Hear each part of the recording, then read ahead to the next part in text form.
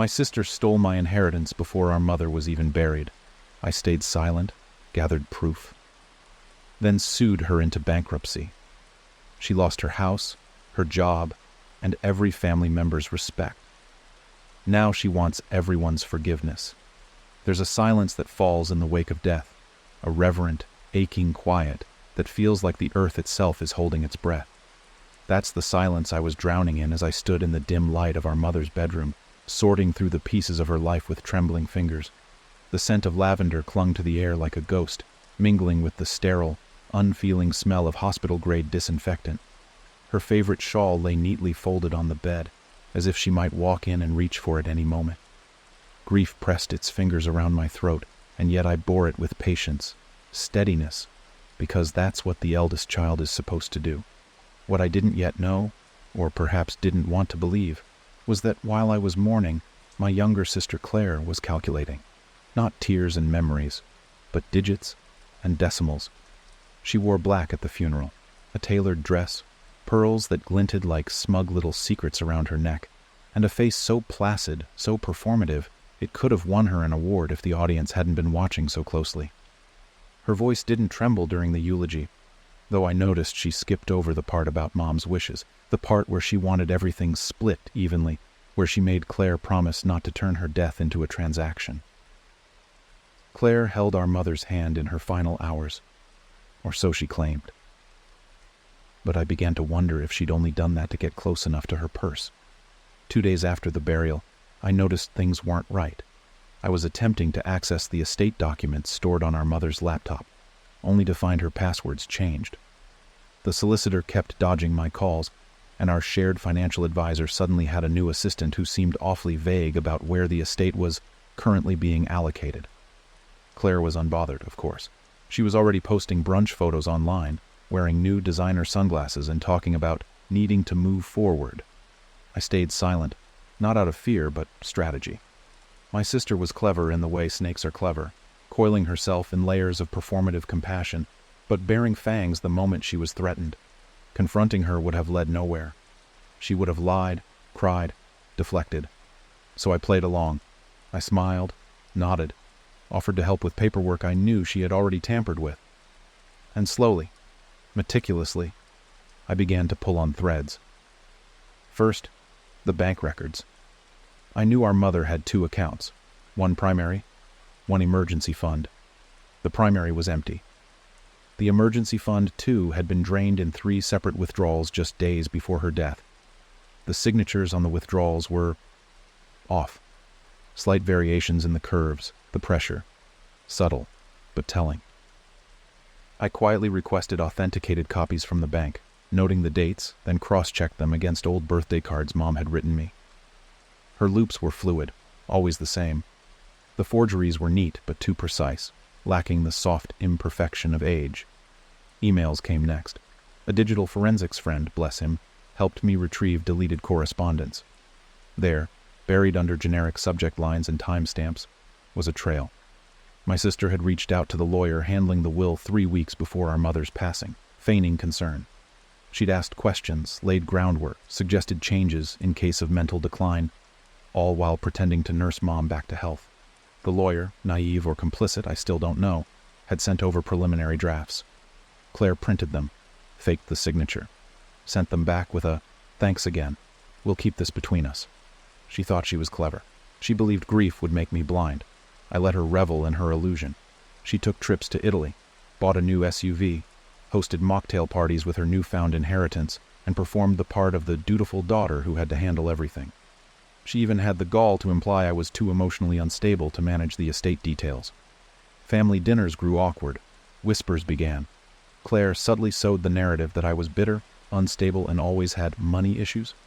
She didn't know I had screenshots. Not yet. When the lawsuit came, it came like winter, cold, unforgiving, precise. I filed in probate court, armed with documents, certified evidence, handwriting analyses, bank statements, and email chains time-stamped and notarized. I didn't tell her. Not until the court summons was hand-delivered to her office by a process server in full view of her colleagues. She called me that night, screaming, crying, spitting venom, but I didn't answer. She knew, deep down, she'd lost. The trial took months. Claire showed up polished, poised, with a team of overpriced attorneys who tried to paint me as the jealous sibling looking to exploit a dead mother's memory. But evidence doesn't bend to sentiment. I laid it out, piece by piece, like an autopsy. The courtroom murmured as the judge read the forgery report. Even Claire's lawyers looked uneasy. I watched her confidence drain with each document I presented. The final blow came when the estate lawyer testified that he had sent the drafts only for feedback, and was shocked to see them signed and returned with forged consent. His hands shook as he said it. The verdict was swift. Fraud, embezzlement, violation of fiduciary duty. She was ordered to return the stolen inheritance with interest, plus legal fees. But it was too late. She'd already spent most of it. Her assets were seized. Her house, gone. Her job, terminated the next week. The company couldn't afford the bad press. Her reputation, shattered in front of every cousin, aunt, and former friend she'd ever tried to impress. Now she calls, often. Her voice is small, splintered. She says she's changed, that grief made her act out, that we're family, and blood matters more than money. I listen sometimes. I let the voicemails pile up like wreckage from a storm she thought she could ride. But here's the thing about bridges. They can't be rebuilt with ashes and apologies. Not when she lit the fire herself. Not while she's still holding the match, too proud to let it go. The thing about falling from grace is how loud it is when the silence returns. Claire had always lived in curated noise. Mixed laughs, click-clacks of stilettos on polished floors, the clink of tea glasses, the soft approval of people she kept close only to feed her ego.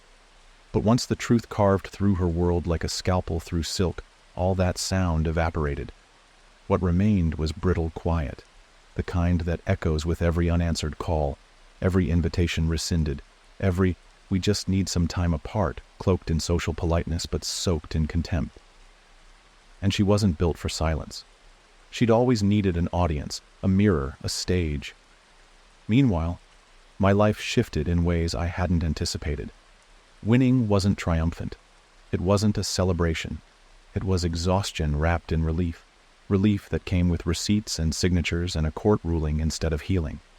I didn't feel whole. I felt hollow but vindicated. A dangerous mix. My phone didn't stop buzzing for weeks after the court decision.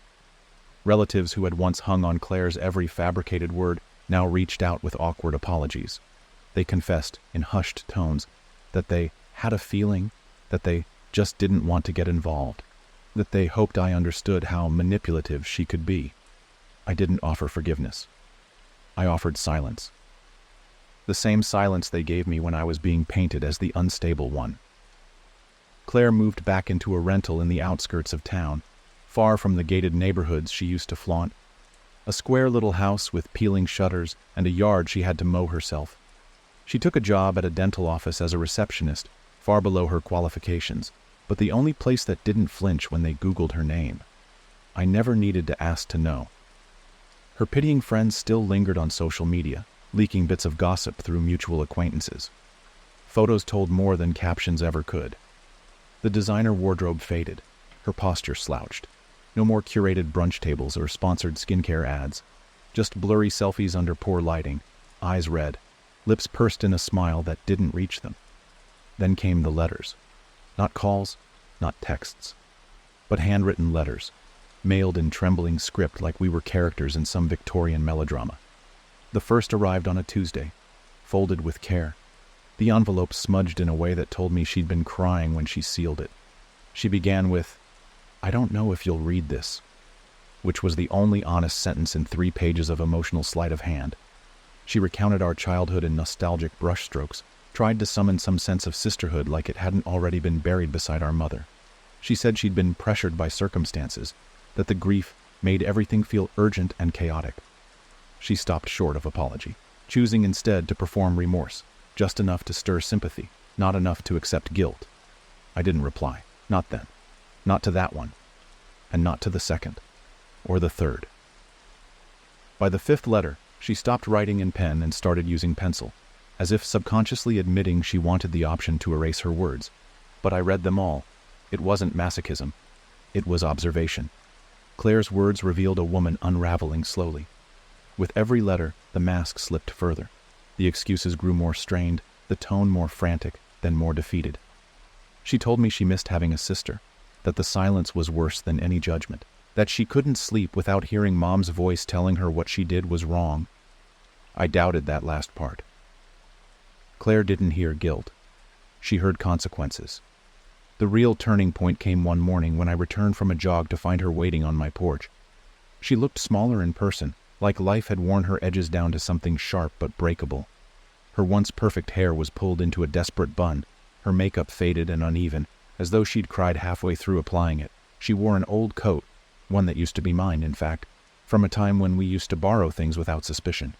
Her arms were wrapped around herself, not for warmth, but to hold herself together. "You weren't answering," she said, voice soft and full of feigned vulnerability, as though she hadn't spent a year orchestrating my character assassination behind closed doors. "I just thought maybe face-to-face would help." I stood in the doorway, arms crossed. "Help what?" Her lips trembled, and for a moment I could see the calculation behind her eyes, gears turning, probing for the right emotional pitch. She stepped forward slightly, lowering her voice like we were sharing a secret. "I made mistakes, I know, but this silence, this exile, it's not you. You're not this cold." The audacity nearly made me laugh. I wasn't cold. I was finally accurate. "I'm not here to fight," she added quickly, sensing the sharpness in my eyes. I need family." I let the word hang between us, heavy and absurd. "You needed family when Mom was dying," I replied, my tone leveled, devoid of drama. "You needed family when you signed her name, when you emptied accounts, when you stood beside me at the funeral knowing full well what you'd done. You needed family, but not as a sister, as an obstacle." Her expression cracked. No sob, no shout, just the stiff shudder of someone who finally realized the performance wasn't landing. "I've lost everything," she whispered. "No," I corrected. "You spent everything. Then you gambled. Then you lost. And now you're here, not because you're sorry, but because you think I'll still play the role of older sister who fixes things." She opened her mouth, closed it, opened it again. There was nothing left to say. She had burned the script, and now she stood in the ruins of the play she wrote herself. "Please," she murmured finally. "Just something. Some way back." But I didn't give her redemption. I gave her silence again. Not out of cruelty, but out of finality. The kind that comes when even sympathy feels like surrender. I closed the door slowly. Not a slam, just the quiet click of a boundary locking into place. Behind it the house felt heavier, but lighter too. There are wounds that demand justice before they can begin to scar, and mine had only just begun to heal. It was a year later when the final thread began to loosen. A quiet spring morning, the kind where the sunlight slices through the blinds in long, forgiving lines, and the air still carries the tail-end chill of winter's breath. The world outside had moved on. Trees bloomed, neighbors laughed. Time, relentless and indifferent, pushed forward, dragging all of us with it. But grief, I'd learned, wasn't linear. It circled back in odd places, in the curve of a stranger's smile that resembled hers, in the scent of lavender that lingered in my linen drawer, in the way I still paused when the phone rang, half expecting it to be my mother's voice calling to remind me about Sunday dinner. Claire hadn't come back since the porch visit. She'd stopped writing. No letters, no calls, no cryptic online posts angled at stirring pity. Silence had finally taken root, not just between us, but within her. Rumors still floated now and then. I heard she'd moved to a smaller town 2 hours north, changed her last name, dyed her hair a darker shade. Some said she'd started over, working in a bookstore, trying to live quietly. Others said she was bitter, telling a half story to anyone who'd listen, that I'd destroyed her life over a misunderstanding. But I no longer cared to chase her narrative. Let her rewrite the truth in her exile. Let her paint herself a martyr in a play no one bought tickets to. I had my life back. Or at least the bones of it. The legal win had secured what was rightfully mine, but it hadn't restored what was lost. No court can resurrect trust. No judge can resurrect a mother. But the inheritance, once stained by betrayal, had become something different now. Seed money for healing. I didn't splurge. I didn't flaunt. I used it with quiet intent. Paid off debts. Renovated the house. Built a scholarship in Mom's name for underprivileged girls who wanted to study healthcare.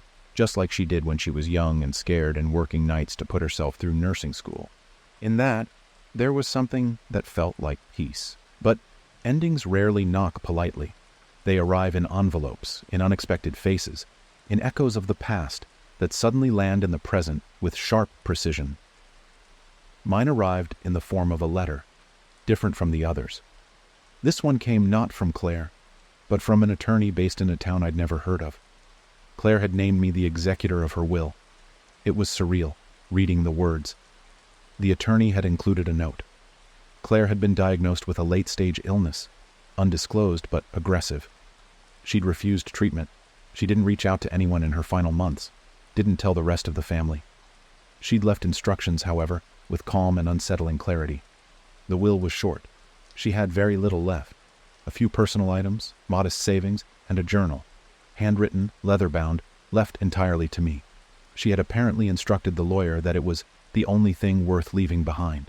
I stared at the journal for hours before opening it. It sat on my kitchen table like a sleeping animal, fragile, unpredictable, holding something alive beneath its skin. When I finally opened the cover, her handwriting stared back at me.